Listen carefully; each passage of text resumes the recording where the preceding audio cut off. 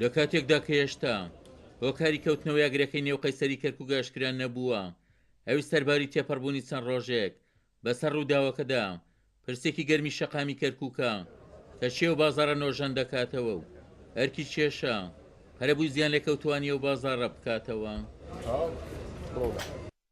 هەڵوێستی نوێنەرانی کورد و عەرەب و تورکمان لە کەرکووکەوەیە کە لیژنی لێکۆڵینەوە هۆکاری کەوتنەوە یاگرەکە دەستنیشان بکات و نۆژەنکردنەوەی قەیسەریەکەش بەڕێکەوتنێکی نێوان پێکاتەکانی کەرکووک ئەنجام بدرێت.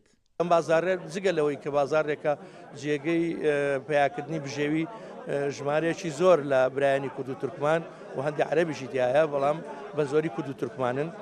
برایەتی لێرەوە دروست بووە لەناو ئەم پێکاتەیە دروست بووە کە لەم قەیسەریە وەکو برایشان کردو و ڕەنگە بچووکترین مشکلیان لە بەینان نەبوو بێت. ئێستاکە ئەگەر ئەمە زیانیان لێکوتبی هەموو لایەک بە دەنجیانەوەنێن لەبەرەوە هەڵێم ئەرچی حکوومەتی کەرکووکە بە دەرەجەیەکەم حکوومەتی محەلی هەیە هەرێمی کوردستانی حکوومەتی بەغداشە بە زووترین کات هاوکاری بکرێن بۆ ئەوەی کە بچۆن سەر کار و کاسبی خۆیان. يفترض الدولة العراقية والحكومة المحلية أن تتبنى وا پێویست دەکات کە دەوڵەتی عێراق لە سەروی هەمویانەوە حکوومەتی ناوەند و حکوومەتی خۆجێی کەرکووکیش گرنگی بە لایەنی نۆژەنکردنەوەی قەیسەری کەرکووک بدەن و قەرەبووی زیان لێکەوتوانی ئەو بازاڕەش بکەنەوە، چونکە ئەو قەیسەریە مێژوویەکی دیێرینی شارەکەمانە.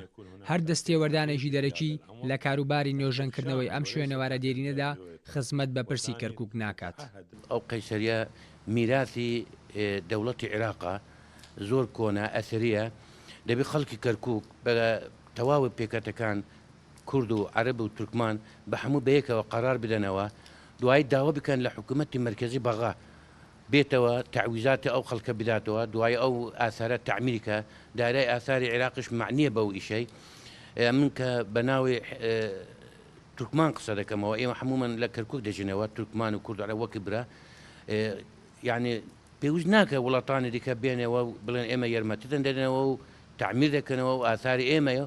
ئەوە ملکی عێراقە، ملکی عێراقیەکانە و بالئەخەص ملکی خەڵکی کەرکووکە، کورد و تورکمان و عەرەبە.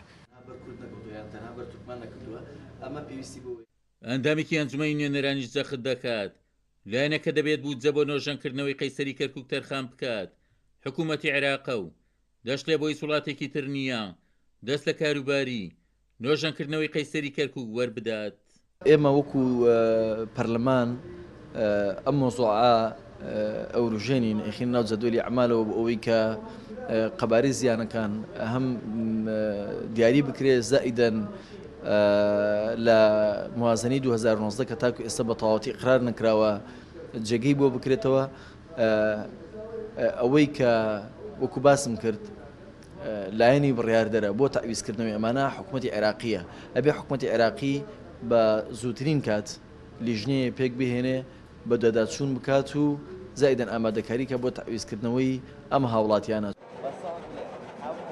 تاکیدکردنەوەی پێکاتەکانی کەرکووک لەسەر بڕیاردانی ناوخۆیی لەسەر پرسی نۆژەنکردنەوەی قەیسەری کەرکووک لە کاتێکدایە کە باڵیۆزی تورکیا لە عێراق قەیسەریەکەی بەستە کردوتەوە و جەختی لەسەر دەربڕینی ئامادەیی هاوکاری بۆ نۆژەنکردنەوەی قەیسەریەکە دەربڕیوە و خواستی پێکاتەکانی کەرکووکە ئەم پرسە لەلایەن خەڵکی کەرکووکەوە بڕیاری لێ بدرێت. عومەر غەریب، کورسات نیوز، کەرکووک.